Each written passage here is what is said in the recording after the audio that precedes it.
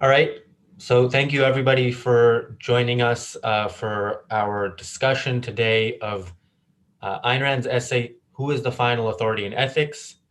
So we will be here every Wednesday. We recently relaunched this, and um, so historically, actually, the what is now the Ayn Rand Center UK started from our weekly discussion group in person in London, which started 4.5 years ago when me and a couple of other guys wanted to have discussion groups, and we came to George, who was then running the London Ayn Rand meetup.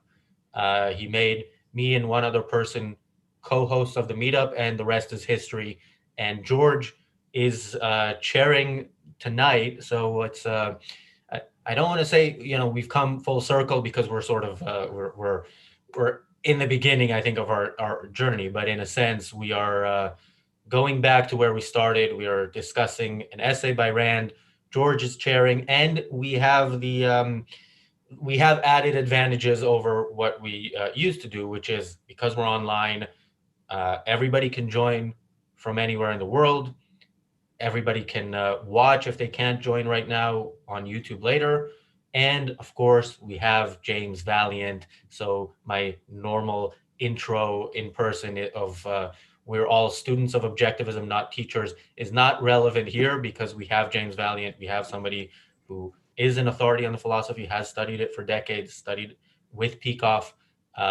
So I hope you all enjoy tonight's event. Those of you who are new to Rand's ideas or who haven't read Who is the Final Authority in Ethics, I'm not going to spoil it for you if you have like a list of potential names who you think might be the answer. But I will pass it on to George now, who will be moderating the discussion. Any questions in Zoom, please raise your hand or type them in the chat. And any questions on YouTube, feel free to ask. If it's a super chat question, I will make sure that it gets to our speaker, George. Thank you very much, Razi. Hi, everyone. I chose this essay because I love the title of it.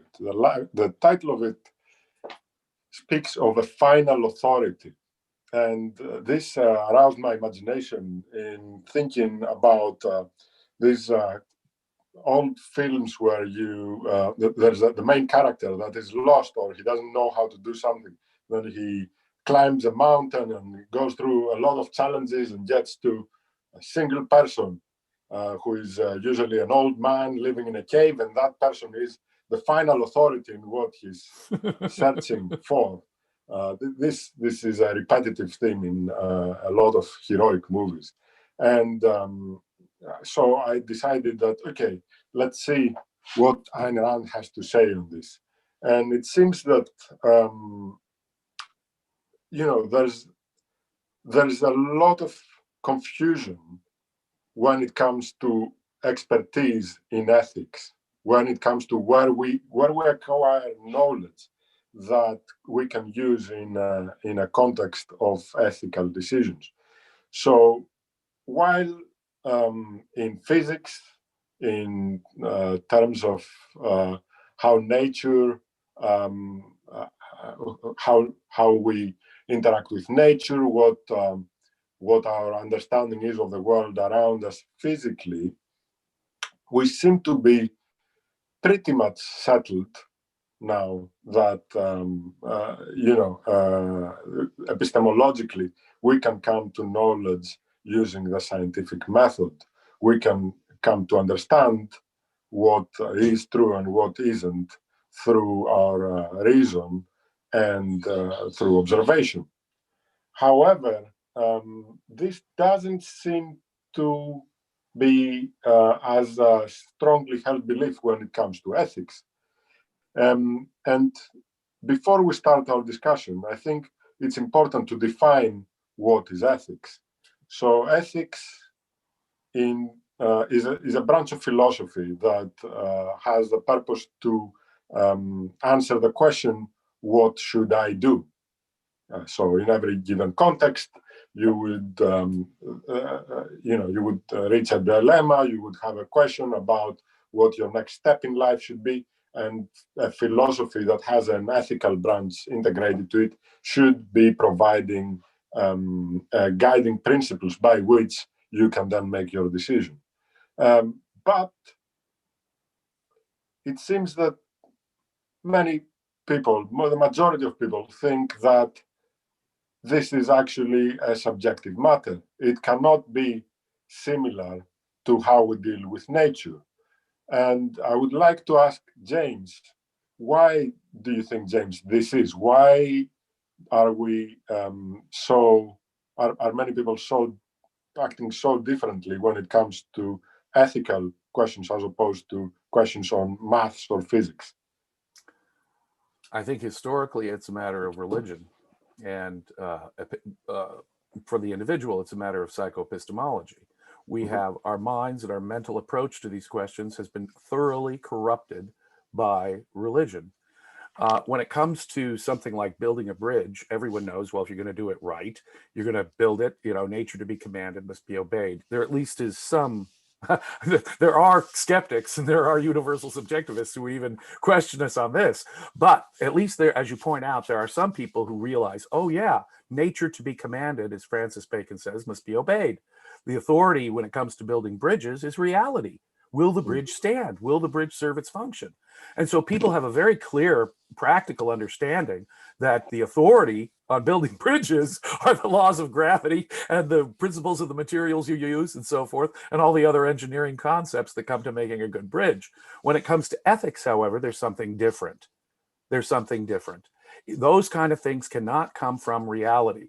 Ultimately, it comes from the idea that, as Ayn Rand said, once you have posited a supernatural dimension, you have driven a wedge between the real and the ideal, the theoretical and the practical. You've created, in effect, a theory-practice dichotomy. And ethics people are conditioned to believe that's the case. Ethics has nothing to do with this life. Ethics has nothing to do with success and happiness here on Earth.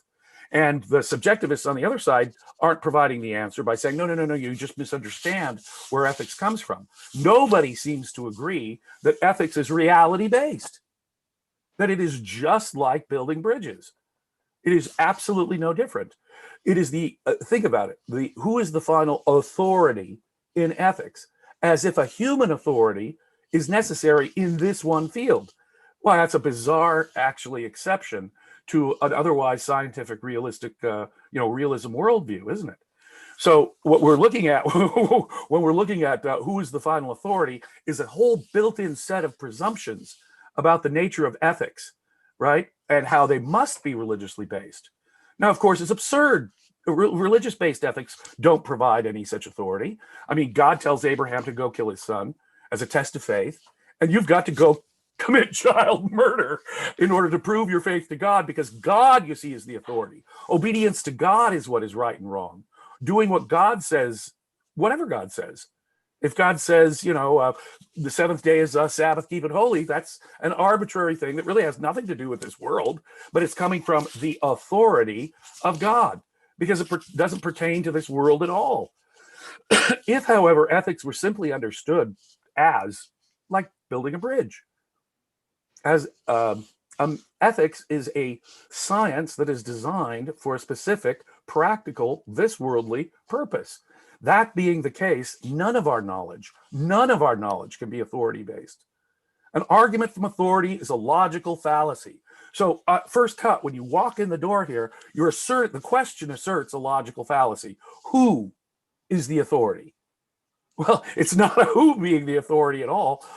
In fact, if you're looking at it that way, it would be like saying, well, who's the guy who has all the understanding of physics or chemistry or biology? Well, that's absurd. Obviously, it's an ongoing process of discovery. Knowledge needs to be learned. As conceptual beings, we make long-range plans and goals. That can separate us from the practical reality that is ethics, and thus the reality that must form the basis, right? If I were to say to you, nutrition is, who's the final authority in nutrition? Well, you'd say, well, there are authorities out there. There are people who've studied the subject, but there are different theories of nutrition, and you really need to study the subject. And it's really a question of the human body and how it evolved and what nutrients it needs and its digestive system. It's the facts of reality that are the final authority in nutrition. For Ayn Rand, ethics is really no different. Does that answer the question? Thanks, James. Yeah, thank you. That's very useful. Now, one thing that I noticed in the essay was that she particularly was motivated to address a specific question that she was asked. And I believe it was someone who asked the question whether it's considered plagiarism if if someone follows the ethical system or the ethical kind of advice of another person, then would that be considered plagiarism? Especially if it's someone of authority. I guess we could translate that to if I was to study the principles of bridge making from someone else who came up with those principles, and then I went and designed a bridge, would I be a second-hander? Would I be, yeah.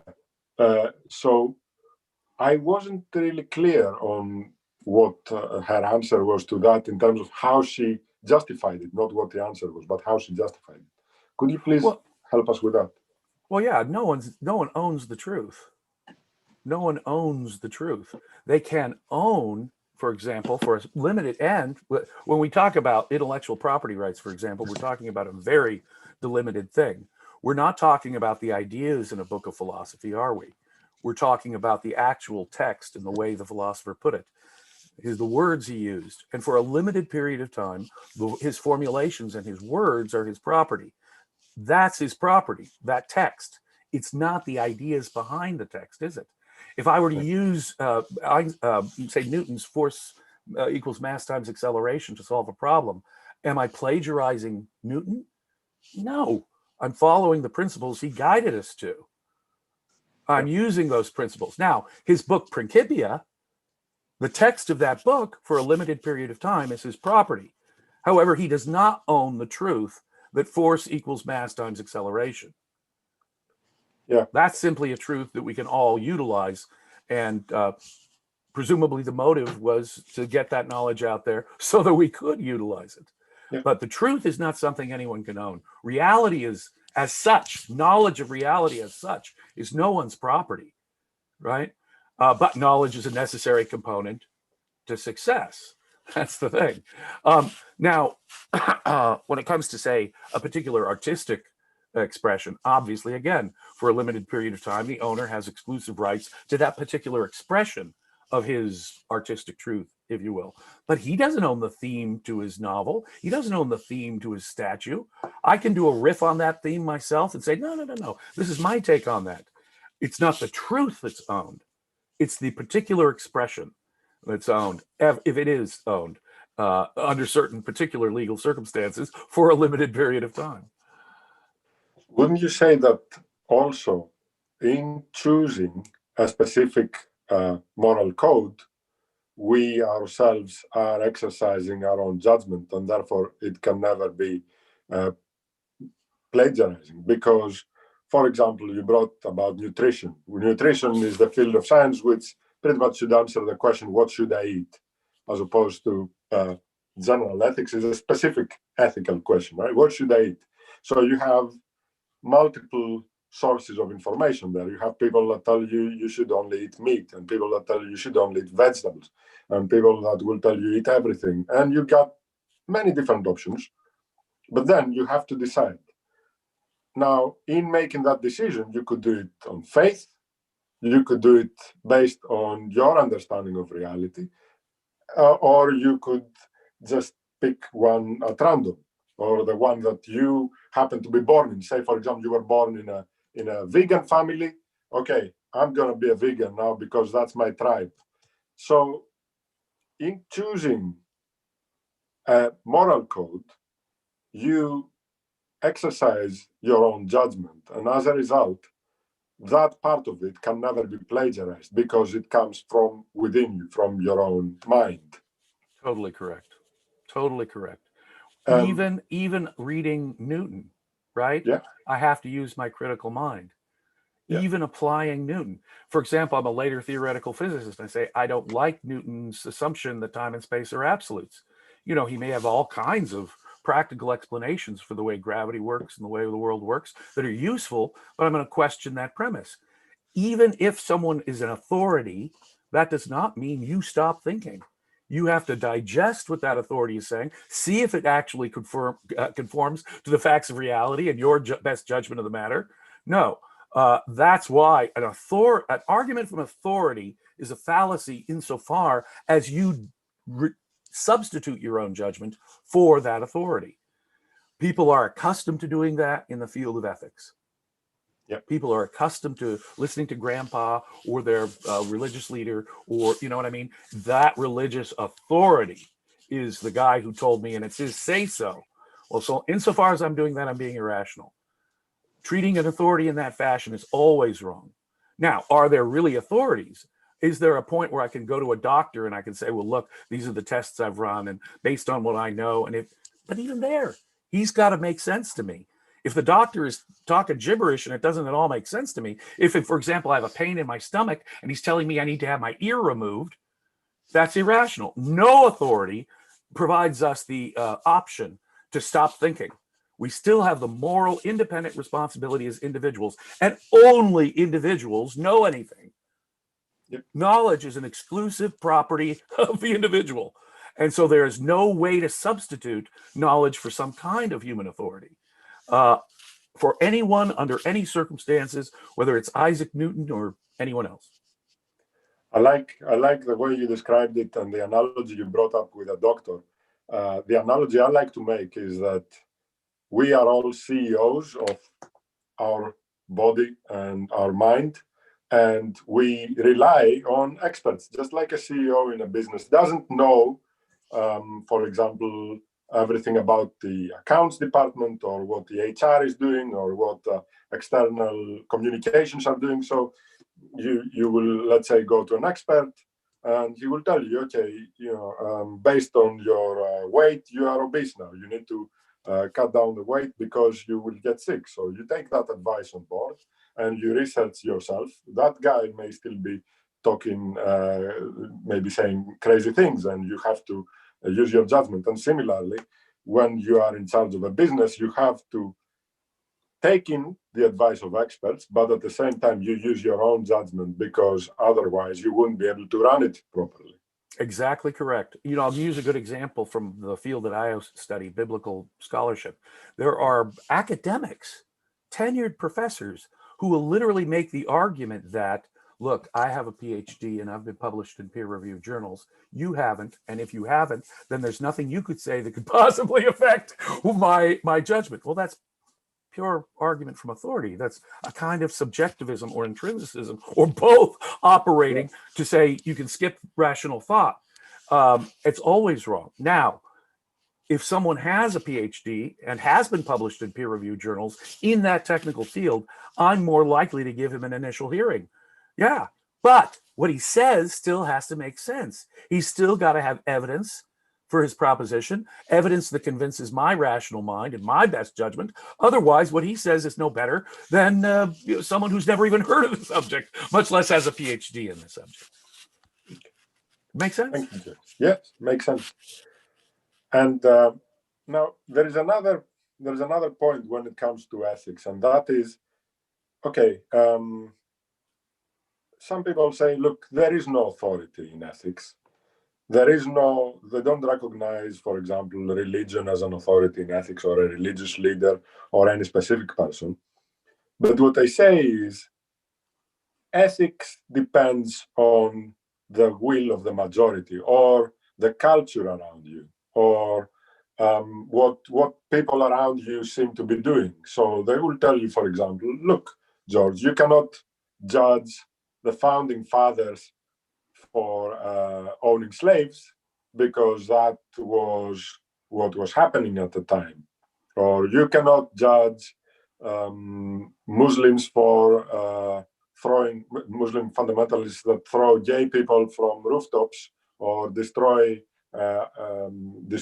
ancient artifacts when they take over a region, because that's That's what they've been taught. That's what they were raised to believe, and that's in their kind of mentality, in their culture. This is considered appropriate and right. So, who are you to judge them? Right. It's a form of personal, what is the answer social. to that? Yeah, what they're offering is saying that the only option to some divine intrinsic authority out there is pure subjectivism. Either my personal subjectivism, it's what I feel, my emotions, or what we collectively feel, the group, right? So it's one form of subjectivism that, or another, that must be the only alternative to some intrinsic divine authority from on high telling us. But obviously, neither are real ethics at all, are they? Neither are addressing the actual problem that ethics is addressing, the problem of human survival. There's no real practical goal. It's only a question of who is the authority. And if it's not some kind of intrinsic authority that I obey, like God obeying Abraham, well, that's purely arbitrary. Or it's a question just of my feelings or the feelings of the group, our collective group, our culture, as you point out. It's never a question like any other field of knowledge, like every single other field of knowledge. It's a question of individuals apprehending the truth about reality. There is no authority but reality and my rational and the best of my rational capacity. That's where the authority ends, and the individual is the only unit that can understand anything. Right? So really what it is the assumption, and our secular so-called scientific friends have been not much help here, have they? What they say is, oh yeah, right, if it isn't some divine authority, then it is only a question of feelings. Like Hume ultimately says, David Hume ultimately says ethics really redounds to human emotions. Right? Either individual, and Nietzsche took the individual emotions determine everything, individual perspective is everything, or you could take a collectivist viewpoint, a utilitarian viewpoint. It's the greatest pleasure for the greatest number. Both are just subjectivist answers. They're saying that values are somehow rooted in feeling, not in fact. You see, what Ayn Rand is doing is answering Hume. No, there are ises that directly apply oughts. Now, they're kind of conditional. If you want to live, you must do this, this, this, and this, and this, right? Where we discussed earlier, how not living is really not an option. Nothing is not a real option. So if you make the choice to live, if living is what you want, then all kinds of objective things result from that, but from understanding the facts. People don't understand that ethics has a function, a practical function. People don't understand. See, if it serves no practical function, if I'm just trying to get into heaven, or if I'm just exercising my whims as a subjectivist, I'm just satisfying some emotional whatever for no particular need, or I'm just obeying some authority here. Both have in common the fact that they don't understand the real function, purpose, and necessity for ethics for conceptual volitional beings. Yeah, and I understand where you're pointing out the root cause of this is either, whim worship or trying to get to heaven. But I think maybe the root cause is a little deeper. Maybe both of those come from the is-ought gap that Hume presented us with, David Hume, when he said you cannot draw conclusions on what you ought to do on the basis of who you are, the metaphysics, right? And Ayn Rand's answer is yes, you can, right? You can derive answers on ethical questions based on metaphysics and epistemology. That cuts off the possibility from the start, right? Yeah. You're saying reality cannot serve as an objective grounding for oughts, and therefore it is necessarily a subjective or mystical topic. And that's the assumption walking in the door. So it would have to be a question of authority, the authority, that is to say, of your whims, your emotions, or the authority, say, of some God. And it seems that there's a who that's an authority about this actually fact-based matter of practical significance. I'm really not aware of any other philosophers apart from Ayn Rand who did not fall in line in terms of the is-ought gap. I believe pretty much every philosopher I've read, at least, seems to agree with that. Well, certainly in the modern era of philosophy, there's a widespread agreement to that. But I'd ask you to go back to, say, classical Greece. Aristotle, I don't think he would have been troubled by the question at all. Now, he made assumptions, implicit assumptions that he didn't draw out. Ayn Rand did us the service of drawing out some of those implicit assumptions. Aristotle just assumes a sort of practical selfishness on your part. Oh no, you want to get ahead. You want to have a good life. You want to have all the values that you can have. You want to be the great souled man, right? Who's overabundant with the values, right, that he wants. The assumption is that life is, without saying it really, that life is the value, that you really do have a practical goal here, your happiness, your success. And so it's Aristotle's Nicomachean Ethics actually presents ethics as sort of a practical guide to living, which sort of has as an implicit base that like any other science that Aristotle's discussing, biology, politics, poetics, it's reality that's the authority, if we could even use the term authority in this context, right? Aristotle is simply saying, no, there's certain things you have to do, young man, if you want the good life. And so for him, it's reality-based, it's egoism-based, there's a practical end we're after, but all of that seems to assume life is the standard. Do you see? Ayn Rand did the great service of drawing out what was implicit in classical ethics, especially Aristotle's. Life is the standard. You're doing it for that factual basis. And locating that factual basis for purpose, teleology, values was the absolute critical answer to this question. Christians had no answer. And so even when they looked at Aristotle, like Thomas Aquinas and so forth, to them, no, it's not, there's something more than practical happiness here on earth. There's something else much higher going on. And that has not been unlearned, even by our secular so-called scientific friends. They still assume that value, because thanks to Hume and others, that values are necessarily subjective emotional whims. That's interesting. I wanted to ask you about that. So you mentioned the good life, right? But is the good life, can it be objectively defined as well? So, for example, what I may want out of my life may be very different to what you want. I may want to, for example, I don't know, become a rock star. You may not want to be a rock star. You may want a quiet life. I do not want to be a rock star. No. Yeah. Okay. So for me, the good life would be that. For you, it would be something else. Therefore, right, if our ethical decision making is based on setting a trajectory towards that good life, and if the good life between people differs, then surely also the ethical decisions that each person is going to make are going to differ from one another, right? So can we still say there are universals that apply to everybody? Yeah. And that's what ethics is all about. We are human beings, and as human beings, all of us, every single one of us, whatever the level of our intelligence, reason is our basic tool, our most fundamental tool of survival. This is true for all human beings. And so if we can generate principles that universally apply to this issue, the application of reason to the problem of survival, then such principles must apply to everyone. So for example, I can formulate a principle of honesty and productivity that apply to you, even though you want to be a rock star and I want to be an artist. The same universal principles apply to us. We have to be rational, productive, honest.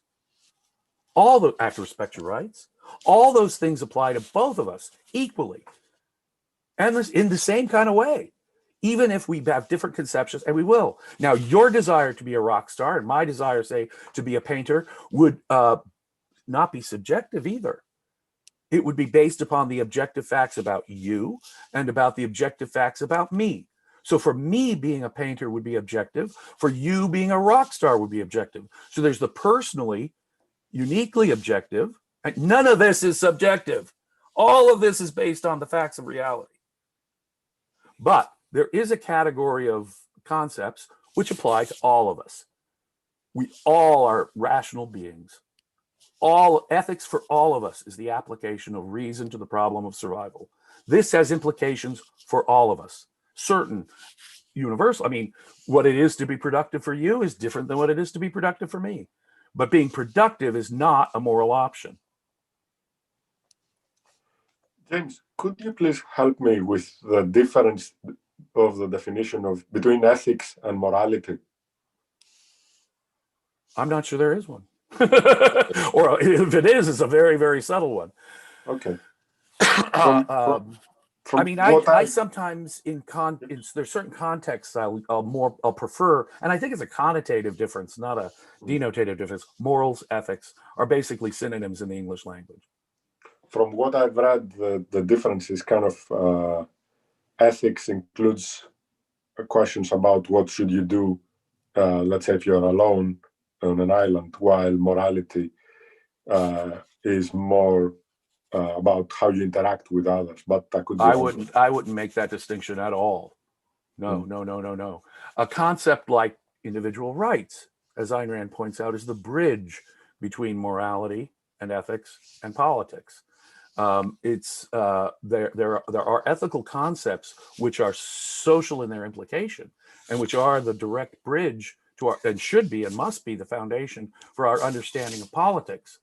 But morality and ethics, the connotative difference to me is not, it's not a denotative difference. Ethics and morality are basically the same thing. Sometimes I'll say ethics when I'm trying to be clinical and scientific about it, and sometimes I'll say morality when I'm talking about a person's sense of personal ethics. But that's a connotative difference. Does that make sense? Okay. Good. Do we have any questions in the group?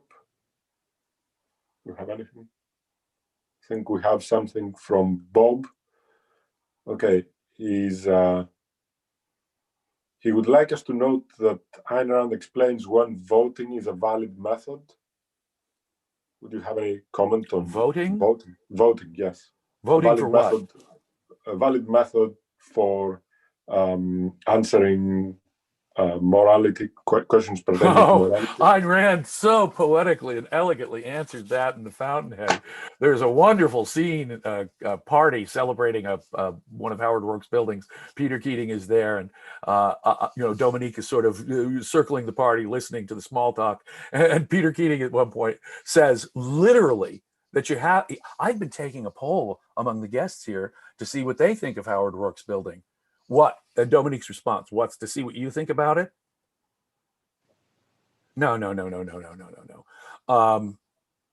There are, I hate to be empirically pessimistic about this, but there are so many people whose opinions are so wrong, and I mean fundamentally wrong from my perspective, that the idea of trusting people, it just strikes me as horrifying. But back up, forget my own experience in the horrifying. Truth cannot be determined by collective subjectivity, right? Truth is actually determined, say Newton, force equals mass times acceleration. It was in his mind first, alone, that truth. And it was a truth that he first alone knew and had to convince other people of. So you've got these demonstrations, these mathematical proofs, these observations that demonstrate this, right? That is the only rational way to look at it. And truth is not a question of opinion poll. Some truths take centuries to get across. The majority fight them actively, as Ayn Rand showed in sort of an encapsulated fable in The Fountainhead, right? How sometimes the truth has to fight the resistance, the inertia of cultural, tradition. For someone like Galileo, it's a great, I'm so sorry about that. For someone like Galileo, right, the truth is the truth. It doesn't matter whether the whole Catholic world believes him or not.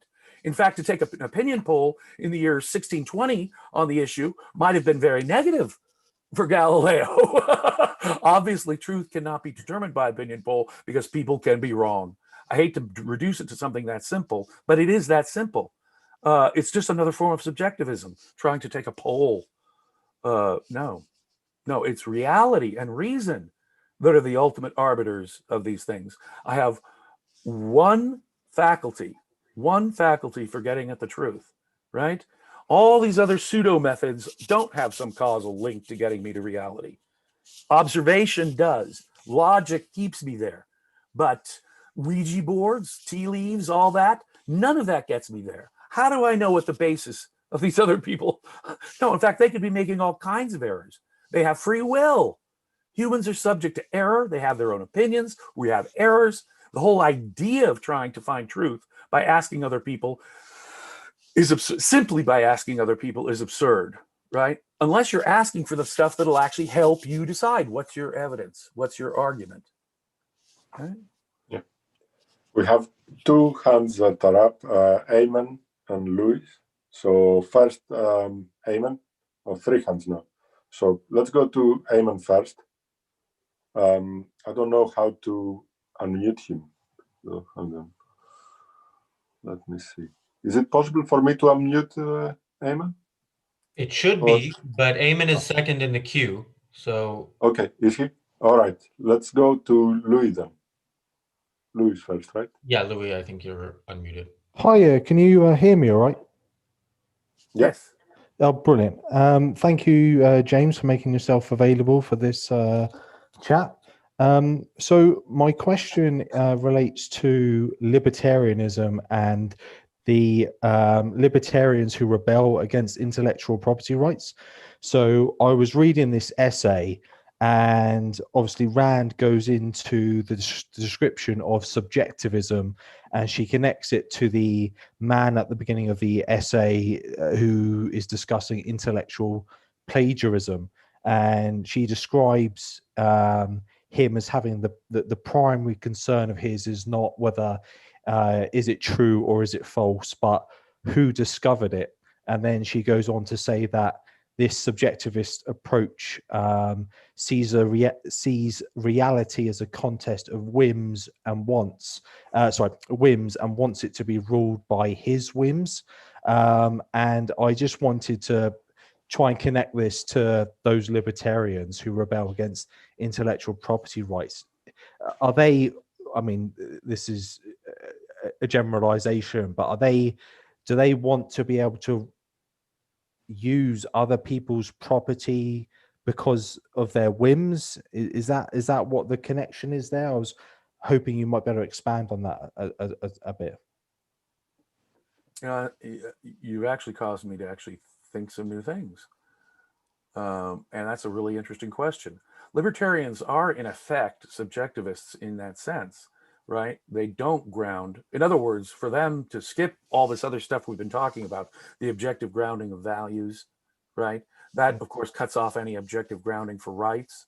And so ultimately, if you don't go all that way, if you don't have objectivism, right? If you don't have some at least philosophical basis for your idea of rights, it is really just a question of subjective whim. I want to be free, and you're getting in the way of my freedom.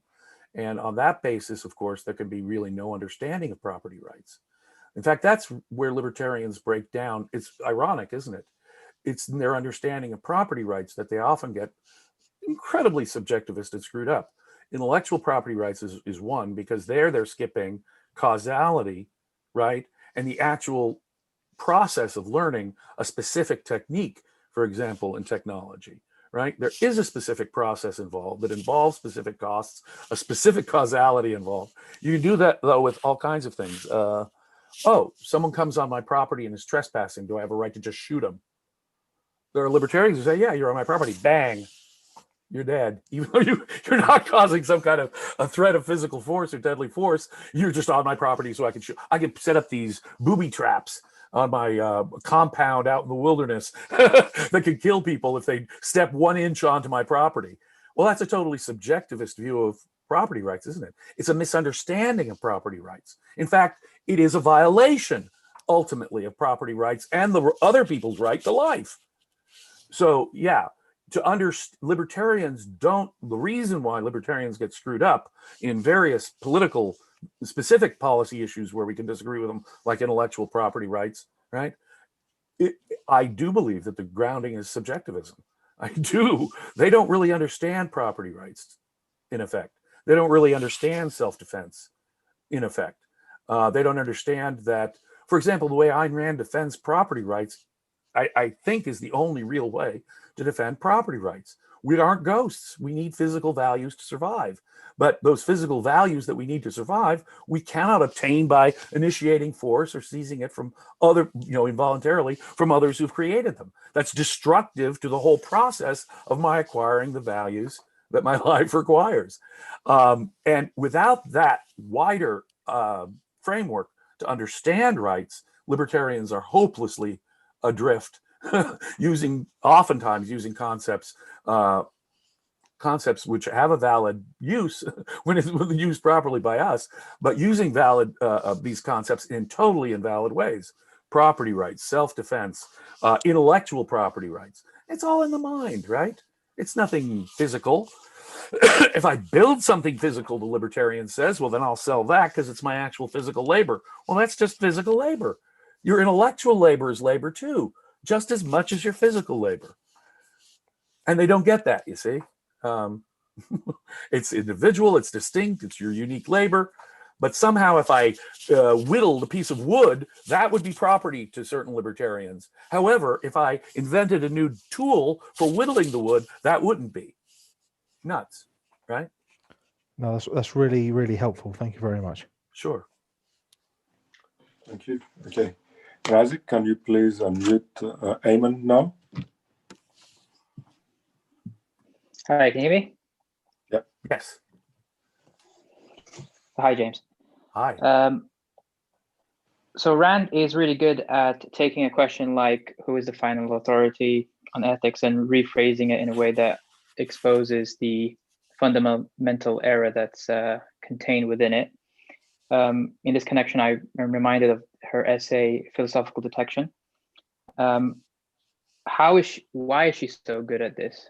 And it seems so, once she does it, the question becomes really easy to answer. So it's just, I'm curious to get your thoughts on that. Boy, Ayn Rand said it so well, didn't she? I'm not fundamentally an advocate of capitalism, but of egoism. I'm not fundamentally an advocate of egoism, but of reason. Really, you got to get this order straight. And when you do get the order straight, it's funny how the answers seem to flow naturally once you do get it. Ayn Rand had an X-ray vision, and I think it comes down to her understanding of concepts. She had such a clear understanding of where concepts come from, what an abstraction is, as a mental tool and as a device for knowing reality, right? She had objectivism. She was neither tempted into intrinsicism nor subjectivism because of that. Because of that, simply the way she defines her concepts with such clarity by itself will answer almost every question that, the traditionally insoluble philosophical questions. These questions seem to answer themselves when you have a proper understanding of the concepts. So what Ayn Rand will do in her essays is she'll lay out what the concepts, the valid concepts that pertain to this subject are. Once she lays them out, it's another good example here is how at that point she can kind of be Aristotelian. Aristotle will go, Parmenides says this, Heraclitus says that. There's an obvious contradiction, right? In a sense, they're both wrong. In a sense, they're both right. Now, let me explain to you how change doesn't imply and how entities are still permanent, because I have a new formulation of the law of non-contradiction.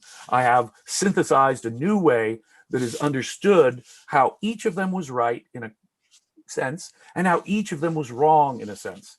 So after Ayn Rand has laid out the valid concepts based on her perception of reality, then she can approach the wrong, usually the two false alternatives that are presented to her valid concept. No, it is not some form of subjectivism. No, it is not some form of intrinsicism. Now, back around to the practical problem. How do we address the problem in a real, way as philosophers living on Earth? So that when she's done with it, she's cut right through the confusion, like a hot knife through butter. I know I use that analogy, but that's, I think, how methodologically she seems to have this kind of X-ray vision.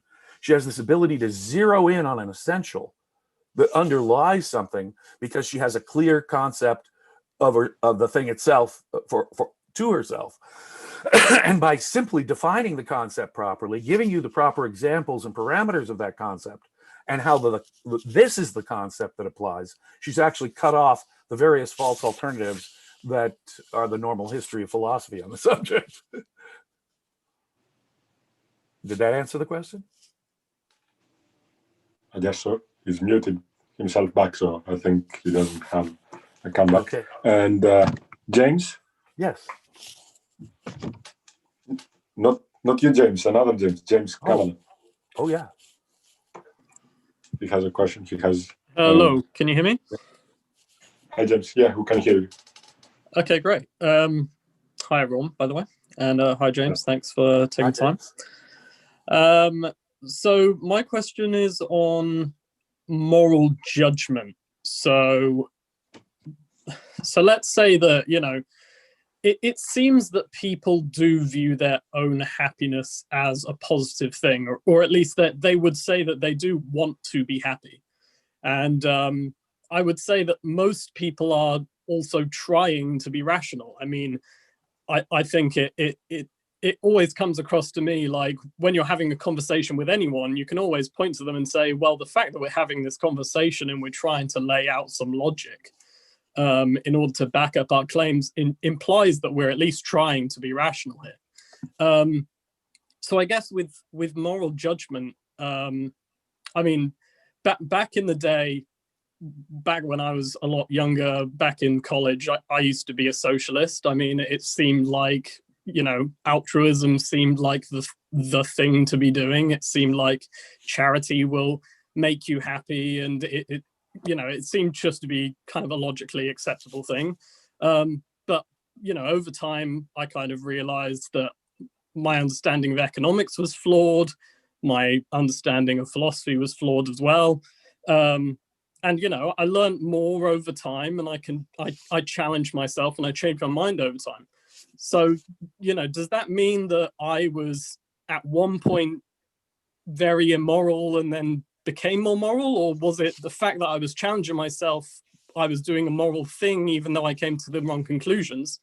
And you know, more generally speaking, with other people, you know, where does the moral judgment lie with other people? I find that even when I'm talking to a lot of people, they will say, well, I've heard this phrase like, you know, if your philosophy is challenged and you don't have a strong negative reaction to it, then, you know, that how much are you really placing in your own philosophy? Right. So I feel like a lot of people do kind of, you know, that personally speaking, I feel as though a lot of people do view their own happiness as a positive thing. They are trying to be rational. So is it to the extent that they come to the wrong conclusion that they're being immoral, or is it when they never change their mind? Well, there's the difference, right? Ayn Rand made a huge point. In fact, she makes it in several places. In Introduction to Objectivist Epistemology, as well as in John Galt's speech in Atlas Shrugged, she makes clear that human beings are neither omniscient nor infallible, and that knowledge is the product of effort, a causal process, a specific causal process. Only reason can get us knowledge. So, and then she makes, with John Galt, and again elsewhere in The Virtue of Selfishness, a terrific point. Distinguish errors of knowledge, right, between evasions, breaches of morality. There's a huge difference. One can be perfectly moral, conscientious, honest, productive, rational to the best of one's ability. That is to say, perfectly moral, and still come to a wrong conclusion, a mistake. You don't have the right information. You were misled by certain circumstances. Innocent error is possible. And so long as innocent error is possible, you cannot, you know, you really do have to, when you judge yourself in particular, someone whose context you do know, you have to give yourself the slack of your own ignorance and the process of learning. So the fact that you were a socialist, I do not hold against you, Mr. Kavanaugh. It was your best understanding at the time. And you were, and it could be that you were, I mean, I don't know you, but you seem to be a very honest and rational fellow who was always trying to go by, again, I screwed up, sorry, trying to go by reason. If that was the case, if you were a young person who thought, yeah, this is my best judgment at the time, you were a perfectly moral socialist. Now, it sounds to me like you were perfectly moral because you were still mentally active. You were still questioning the ethics and the economics of socialism. That is what makes you an ethical person, sir. You were still actively using your mind about questions that you hadn't fully resolved. And that led you to a better truth, closer to the truth, because of your honesty, your virtue, in effect, sir, got you to a better position, right? So it's not error that's immoral or immoral, because innocent error is possible. We don't know everything. We're not omniscient. Knowing takes effort, sometimes very difficult effort, right? But given all that, given the fact that we should, as John Galt says, Ayn Rand says through John Galt, cut slack every time we see an innocent error of knowledge. By the same token, when we see a moral breach, a dishonesty, a person who, like you, was, say, a young socialist, and then confronted with different economics or confronted with challenging ethical arguments about socialism, would say, no, I'm not going to think about that. No, those things don't matter to me. I'm not going to consider whether my socialism is actually hurting the poor or enslaving people. No, economic and ethical arguments are outside. That person's being dishonest. His error is the result of immorality, right? But to know that difference, you'd have to know the difference in the context. At some point, if our friend here is going out and advocating socialism without questioning the things you did as a young person, he is just immoral. He is advocating irrationality and departure from reality, and therefore asking us all to court death. Right. Okay. Yeah. So I guess the difficulty then comes in applying that moral judgment to other people, because sometimes Right. it can just come across that maybe, I'm having a discussion with someone and perhaps I'm just not convincing them. I'm not saying it in the right way. So it is difficult. But potentially it's very easy to spot when someone does, truly disregard or say something which even they don't really believe. So then it can really stick out. But generally speaking, I find it quite difficult to morally judge a lot of people. I do generally see that people are trying to be rational, but either back aren't on being that present. point, I think in an unself-conscious way, people know that reason is their only means of acquiring truth. And in that sense, I think you're right. Most people who are honest are using reason to get the truth. I'm not sure to the extent to which they're self-consciously aware that that is the only means of truth, and that is the essence of ethics, is to think, is taking the responsibility to think.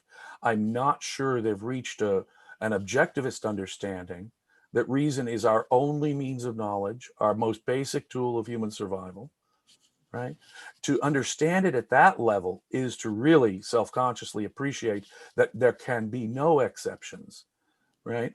I'm not sure everyone's there.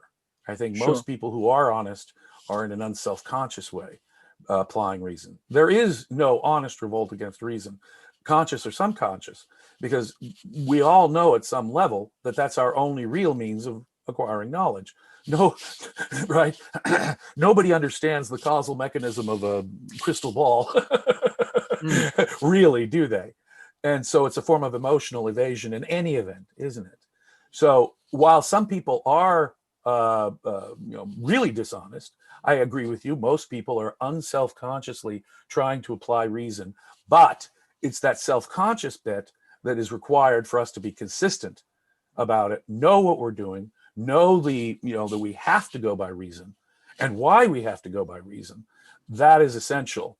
What was the other one? You said that most people are rational. There was another one you said most people are they view their own happiness as a positive thing, that they would want to be happy, ideally.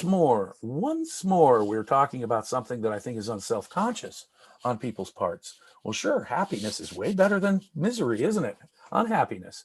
So my whole psychology, my body is telling me, I'd prefer to be happy. But again, are they self-conscious about what happiness is, say, as opposed to a momentary pleasure? I've avoided this anxiety. Well, that's not happiness. Happiness is the achievement of my values, right? So unless you have a proper understanding of happiness, unless you're self-conscious about saying, yeah, I have a right to my happiness. In fact, that's part of what life is all about, right? So there's a self-conscious lack of guilt about pursuing my own happiness, or what happiness is as opposed to something else, which is maybe some momentary anxiety relief. So again, a self-conscious understanding is all the difference in the world, and it highlights why we need philosophy. Why philosophy, we can get by, sort of buffeted around by the forces of nature, but philosophy is the only real thing that allows us to really get full control of our minds, and therefore get fully control of our lives insofar as we can. Sure. Yeah. Thank you very much. I really appreciate that. Yeah. I have a question as a follow-up to this one, and then we will go to a question by Alejandro. So my question on this is, okay, I think we explained that it's possible to be rational and a socialist, right? You are observing the facts, you are thinking things through.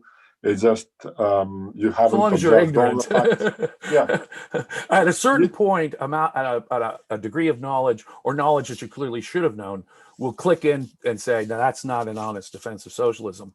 You're now evading Stalin. You're now evading fundamental features of socialism that always work out in certain ways, that kind of thing. But until they reach that cognitive state, they could be a perfectly innocent socialist. So, of course, in a society, we will have people that are at different stages in the development of their mind and in applying reason. And you will have some people that are applying reason, and up to that point, they are socialists, others are capitalist. So then we have to decide about how we organize society. So although reality will be the ultimate arbitrator, wouldn't voting be appropriate as a tool for decision making? Only in a very limited context. Only in a very limited context. In one sense, let me broaden it out. Ludwig von Mises, the great economist, made a great point when he said that every dollar you spend is like a vote. It's like a vote in favor of something. So the market system, in effect, the free market price sort of reflects a collective set of votes on the part of consumers and producers, right? And so in some sense, there's a socially objective thing out there. That is to say, price. Now, what sets price? Is it my unique value to it? No, right? I think there's an analog here in politics to voting, right? I was very disappointed this morning. I wasn't disappointed when Trump lost, but I was disappointed that the Republicans lost the Senate, if only by a very small margin, because I wanted divided government. I wanted gridlock. I didn't want the parties to agree and get along on this. But I lost, in effect. I have to recognize that I can't force my understanding on the rest of the American populace, though. They have to learn it in their own way. If that's their best understanding at this moment, then give it to them with both hands and let them suffer the consequences, perhaps is the only way to go about it. Sometimes an error, right, if it's a socially shared error, right, has to be learned and learned in the doing, right? Of course, we can avoid all this. We have good philosophy in most cases. But in one sense, voting is a way. The real purpose of voting in politics has nothing to do with rights, right? It has to do with keeping peace. We need a peaceful mechanism other than rebellion and revolution and sedition to change government. And the way to achieve that peace is to try and approximate popular consensus. So the goal of voting is the achievement of peace, a peaceful way of change built into the system, right? That value is always achieved with every vote, isn't it? Whether you agree with the outcome or not. That is to say, the voting, and that's why voting should be limited to only those things government should actually do. They shouldn't be involved ever in violating individual rights, because then voting is now stepped outside of the bounds at which it's even a rational thing to do. Okay. Same with the analog of purchasing, the purchasing power of your dollar. Ayn Rand uses the example, why is Elvis Presley, back in her day, paid more than Albert Einstein?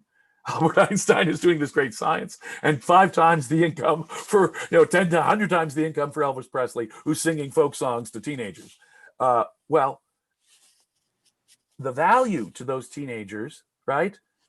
Elvis Presley's actual value as perceived by those teenagers is greater than the value to them of Einstein's theory, right? So in a sense, it's socially objective, right? Even though if it was up to me, it wouldn't be Elvis Presley. I'd want to be buying all the Einstein books and making sure Einstein, assuming Einstein, I have a value in Einstein, I want Einstein to have his ideas out there. That may be my values.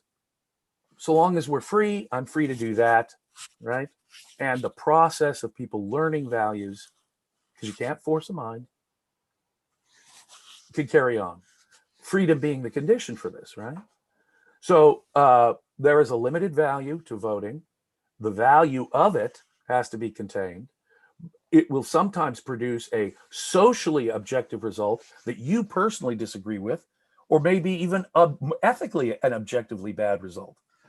Nonetheless, that's the outcome. The process is designed to keep peace. We have to go with that. I mean, literally, that's what I'm literally going through this thought process right now in America. I'm sorry, the Electoral College spoke, Donald Trump's out. By the same token, whether I like it or not, the Senate goes Democrat too, and the Democrats will be able to do a lot of what they want. Nonetheless, it's that constitutional process that I'm wedded to, even if it results in near-term disaster for me because it's non-objective in its outcome. The objective need for rule of law and maintaining that election is actually the higher value here. Did that answer the question? Yeah, thanks. And it's a great segue to Alejandro's question. Alejandro, we will unmute you now so you can ask your question.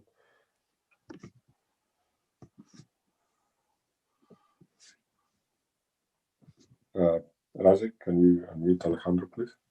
Hello, can you hear me? Yeah. Yeah. So yesterday, the leader of the Labour Party was talking about achieving national unity.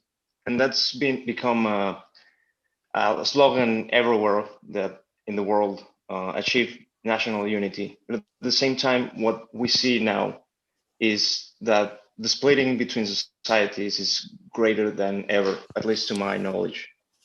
And Rand in the essay makes a brief point that rationality is a main bridge to achieve any kind of unity between people. I was wondering if you could expound on that concept. Oh, well, if rationality is our only means of accessing reality, and reality is the only basis we have that we share, right? That's what we share is reality and a form of consciousness. But if it's anything else other than reason, we are necessarily going to have unresolvable disputes. We're necessarily going to have unresolvable differences of opinion. Reason is the only means of acquiring truth. If that's true, it's the only means of agreement and cooperation among human beings that doesn't come down to emotions and clubs. The only alternative to rational persuasion, to reason operating in a free environment, is my feelings versus your feelings, and your gang versus my gang, your clubs versus my clubs. Reason is the only alternative, right? It's the only means of rational cooperation. It is the only means of rational cooperation. If it really does come down to my feelings versus your feelings, there will be no consensus agreement possibility for really rational agreement if it's all subjectivism, right? If it really does come down to that, we're never going to agree. You live in your solipsistic universe and I live in my solipsistic universe of values, and never the twain shall meet. The only way for the twain to meet, the only way for there ever to be a real meeting of the minds, is a respect for reality governed by reason. It's that simple. Thank you, Alejandro. I guess you don't have any follow-up on this. Thanks. Okay. A follow-up from something you said earlier, James, around the good life again, and that the value of honesty is paramount to living the good life. What if someone says, I'm going to live a good life by being a very productive thief? Well, that's oxymoronic, right? Yeah. Ayn Rand defines production not as physical activity or even the filling of your stomach. She defines it as the application of reason to the problem of survival. Yeah. So a rational thief, productive thief in particular, is oxymoronic. He's not producing a value. He's a parasite on other people's values. So so a productive thief is a contradiction in terms. Right. When you try and combine things like that, see, ethics is a unity, is a whole to Ayn Rand. You cannot understand one bit of it without the other and the way it fits in the hierarchy and interacts with the others. That is to say, reason has to be our top virtue from which all the others proceed in a consistent way. Right. And I think that really is what solves the problem that you're talking about there. Does that answer your question? Yeah. Yeah, thank you. And the other question I had is, what if two people disagree, but neither of them are certain about the outcome of their assertions? So, say, for example, I am advocating for a certain way to manage a business that I work in, and I have a colleague, and he says, no, actually, we shouldn't do this, George. We should do something else. Here are the facts what I'm saying. For example, I will say, let's put a process in place by which we approve before a certain decision is taken. And I say, we need to have this so that we check that A and B don't happen. If they do, then we'll be in trouble. And then he comes and tells me, it has never happened before. So therefore, maybe we don't need to. But then I'll say, okay, it could happen, and it has happened in other businesses. So we're both speculating about what may happen in the future and why we should or shouldn't do something. Boy, is that a common circumstance too, where the disagreement really relates to an honest disagreement over judgment about facts. And we don't disagree about the facts. We both agree that reason is the way to go. It's just that my judgment is saying that this is the better way to go, and your judgment is saying this is, right? Now, one of us is wrong. One of us is wrong. Maybe both of us are wrong, right? But that is both people acting morally, right? In other words, if that's the case, I don't see a moral problem. And there you really can say, because both of the individuals involved there are saying, let's let reality be the arbiter of our dispute here. In fact, they're willing, if it is an open experiment, as in science and business, very frequently it is, it's an experiment to see which one is the dominant factor or which is more likely to come out. Sometimes you need to take the experiment, and just doing the experiment, whether you're on the one side who says it's going to be blue and the other side who says it's going to be red, both of you have the same interest in the experiment. Both of you value the experiment as the decider. So even there, the disagreement yields to our agreement that reality and reason are the arbiters. And we'll both go by whatever the outcome is. Well, let's make the experiment. Let's check it out. Let's see who's right. And now, assuming again, we're both honest, whoever was right and whoever was wrong, or if they were both wrong, will concede, I guess I was mistaken. Let's try the thing that looks like it's going to work better. Absolutely. But there is a difference of knowledge, of judgment, right? Not knowledge, belief. Difference of belief and judgment that is perfectly moral on both people's parts, so long as both are willing to submit to reality as the arbiter. Humans are not omniscient. Knowledge takes effort. We don't know everything. And sometimes we've got to look very carefully over time to figure it out. And that is a very frequent situation among honest seeking people.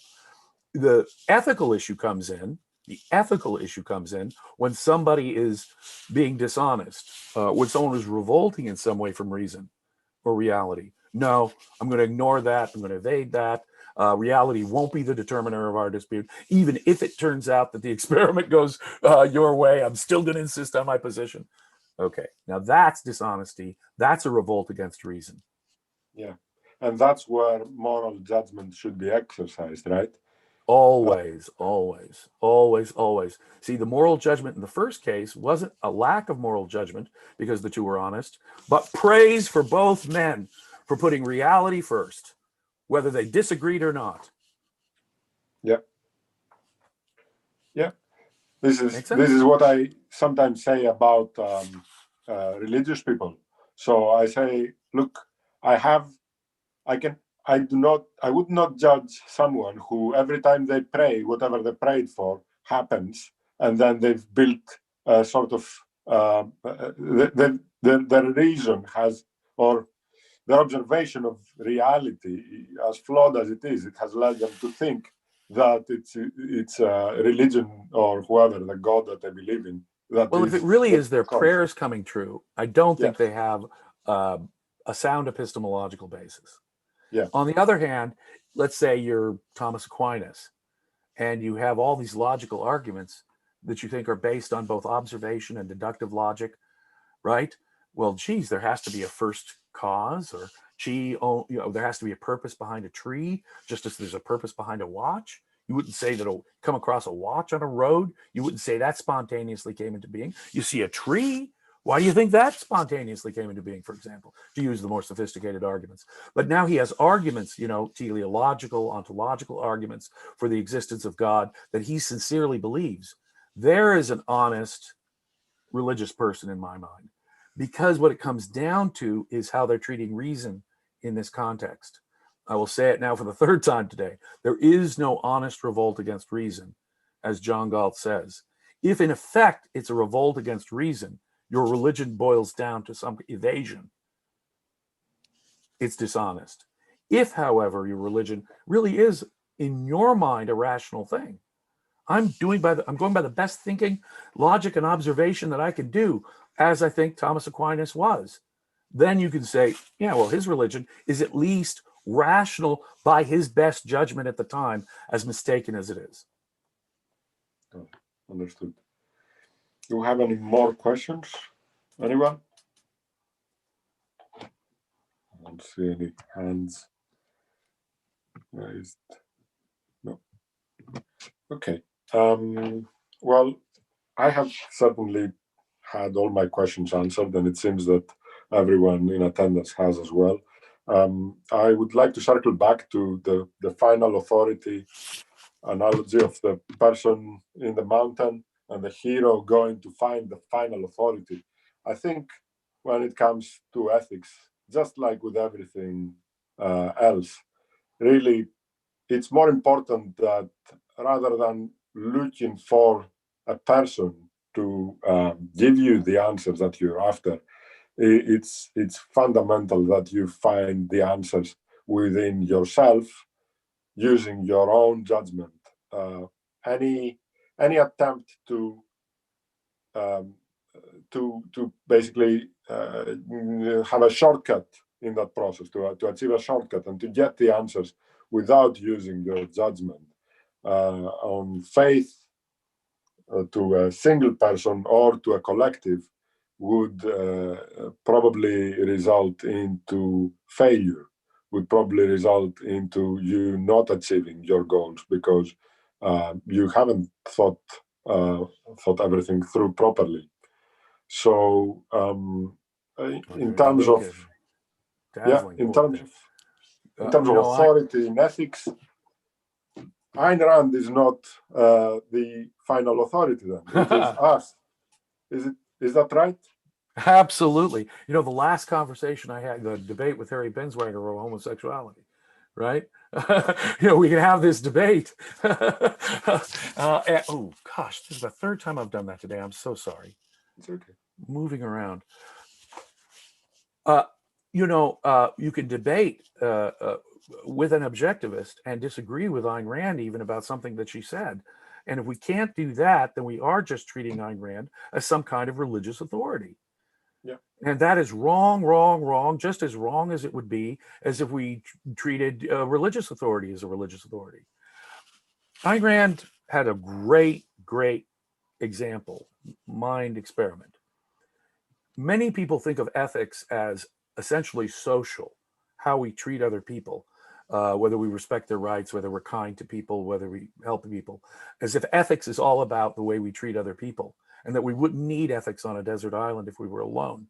She points out very brilliantly, oh, no, no, no.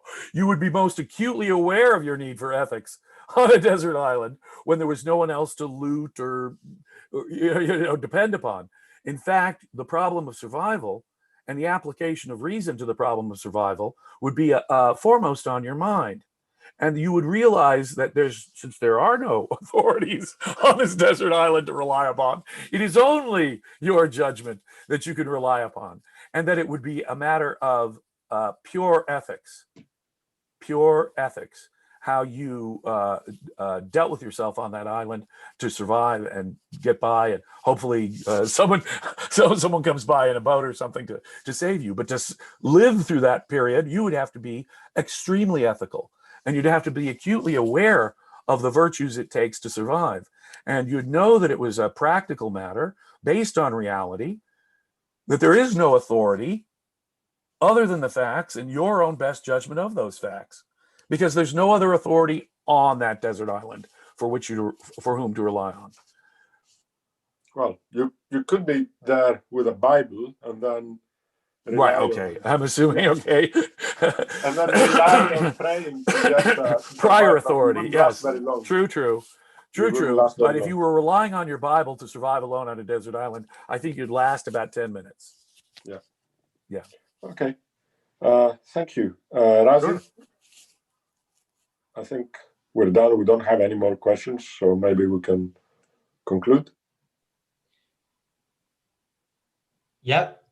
Yeah. So thanks again, George, and thanks, James.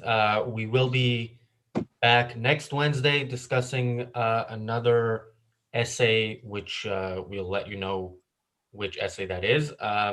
If you're watching on YouTube and you want to participate in the Zoom call, sign up to the London Ayn Rand meetup. Just Google London Ayn Rand meetup. It should be the first result. And then you will get notified in advance, although not always well in advance of these events, but they do take place Monday evenings at 7. We have some event on some topic, and Wednesdays we'll be discussing Rand's essays for the most part. So thanks again to everybody, and we will be back tomorrow with the Daily Objective. See you then. Thank you. Take care. Bye.